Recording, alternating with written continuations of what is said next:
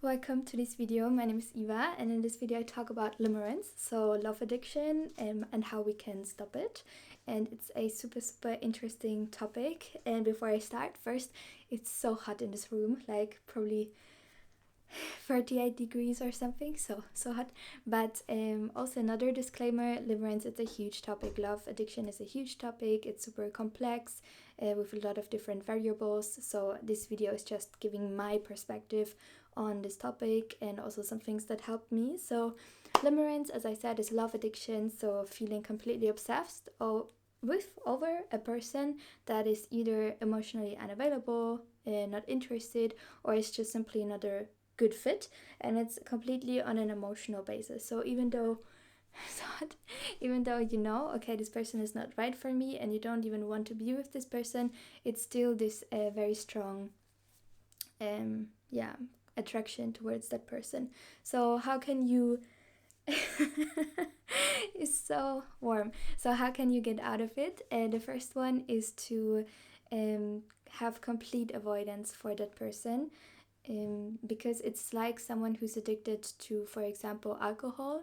They would not, and they want to quit that addiction, they would not go to a bar and sit around people who drink a lot of alcohol and get drunk, because it's literally like playing with playing with something super dangerous.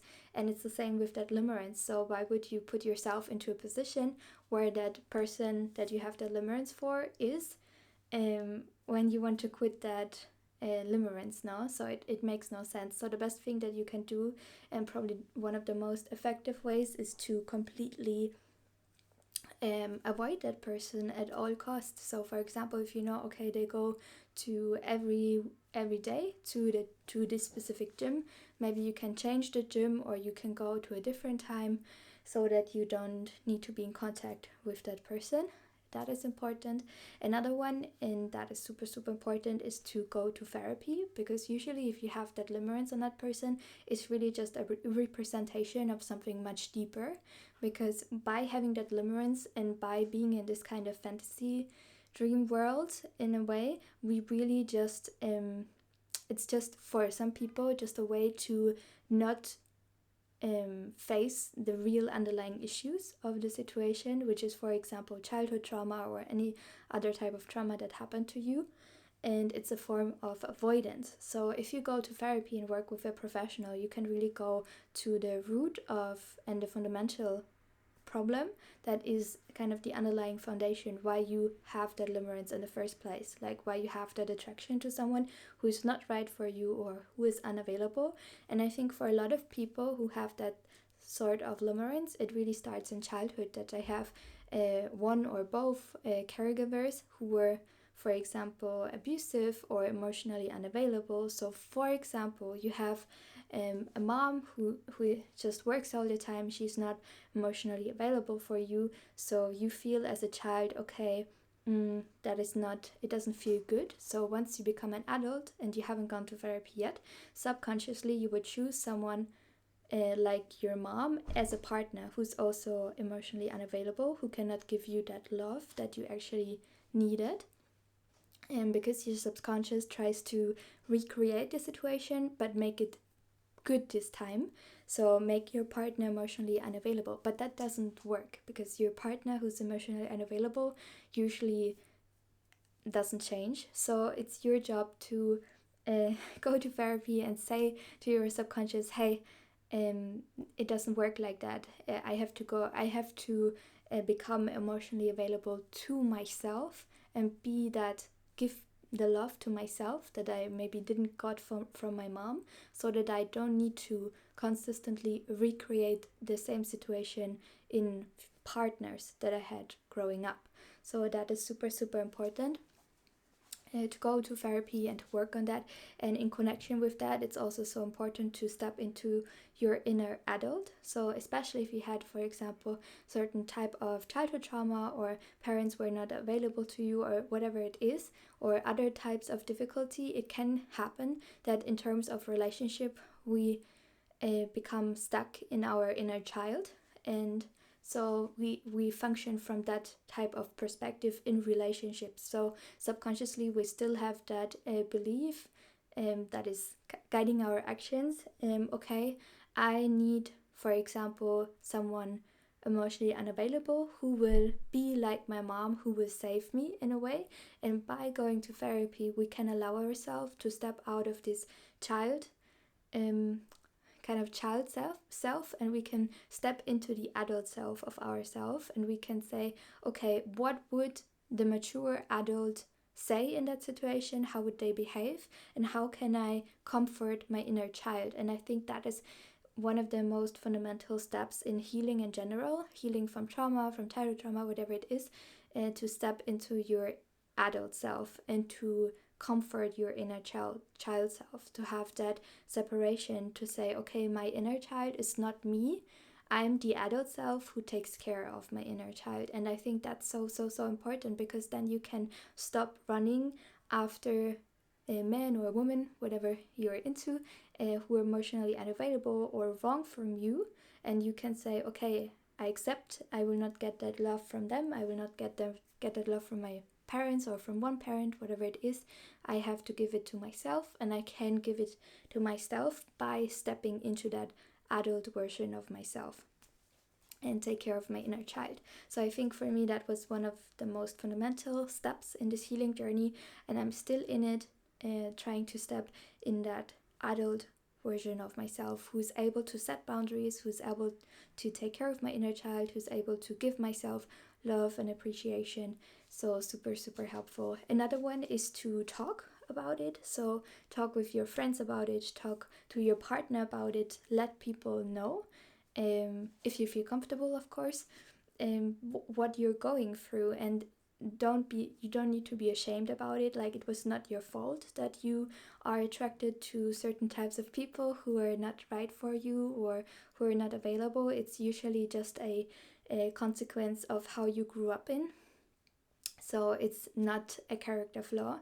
It's really just something that happened to you because of your upbringing, and you have to deal with the consequences right now. So talk with people, really important. Also talk to your partner about that in a way, so that your partner can either support you or can make at least the decision for him or herself if they want to continue in that relationship with you. So you have to allow people to have a choice, and you also if you want, of course, you can be vulnerable to people, because only if you're vulnerable to your therapist, your partner, whatever it is, then you have the chance to get love and care and support back. So that's super important, to let people know that you're doing your best. And yeah, another one is to fill the unmet needs that object of limerence, so that unavailable person has presents. So for example, if you're interested in someone who is traveling a lot, and you always wanted to travel but you never had the guts to do it, or then maybe okay, this obsession for this man or for this woman who travels a lot is really just a representation of me having this really deep desire to explore other places, other countries.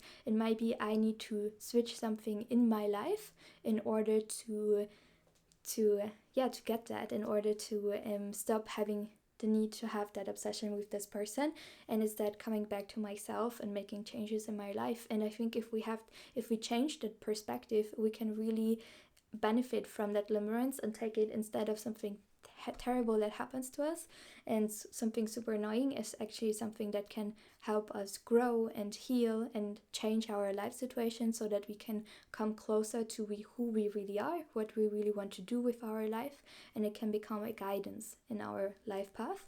So I think that is super helpful. Or if you're interested or have this obsession in someone who's, for example, into bakery, like who owns a bakery, whatever it is, or who owns a huge business, whatever it is, maybe you have that inner passion for baking, or you have that inner passion for entrepreneurship. So it can be guidance for you in a way.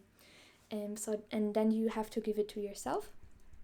And it doesn't mean that you should start a bakery, but just maybe that you want to start baking more, because it makes you happy, and maybe you have already forgotten how much how happy it makes you, and now that you have this obsession on the other person, it just can remind you of what you want to do with your life, or what hobbies you want to incorporate more into your life.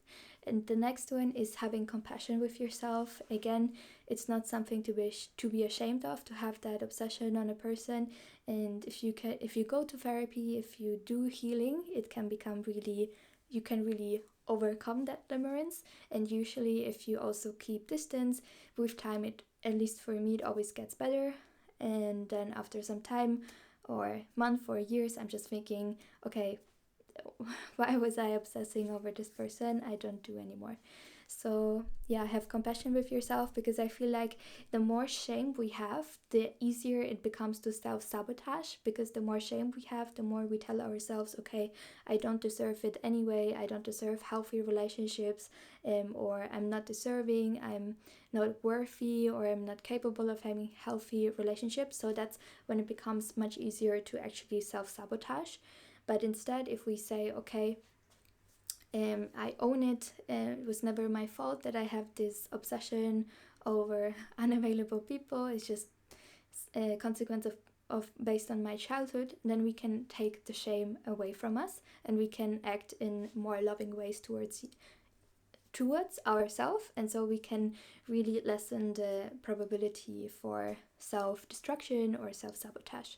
And yeah, so, and the another one could be also a clear no. So for example, if you have been dating a guy or a woman, and it's not like, you know that they're not emotionally available, but they never said it, you can ask them, hey, please tell me that you're not interested or that you're not emotionally available. Doesn't always work, but sometimes it can give you that closure to move on. And also, don't put them on a pedestal. No one is perfect, and I think that's also really connected with healing. If we have overcome certain trauma, sometimes it can happen that we put other people on a pedestal because we have that innate desire for them to save us. But if we actually heal, and if we go to therapy, we can recognize that we can have the power to heal ourselves, and we have the power to save ourselves, and then there is no need anymore to put another person on a pedestal, because each person is valuable on their own. So these were some tips.